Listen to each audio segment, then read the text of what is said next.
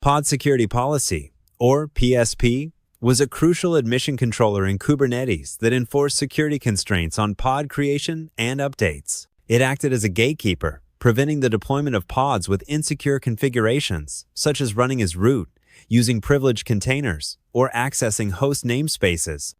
PSP worked as an admission controller in the Kubernetes API server workflow.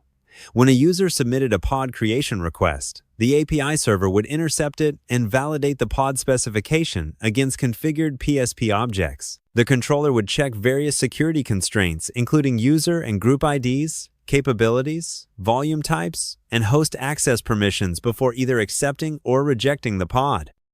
PSP enforced various security constraints to ensure pod security. These included controlling user and group IDs to prevent running as root, blocking privileged containers, preventing privilege escalation, restricting access to host namespaces like host network and host PID, limiting volume types, and managing Linux capabilities. Pods meeting these constraints would be accepted, while those violating them would be rejected.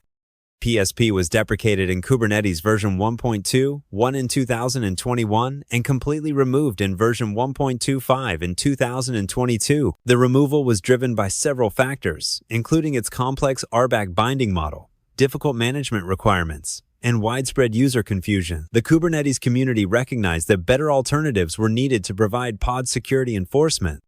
PSP has been replaced by better alternatives.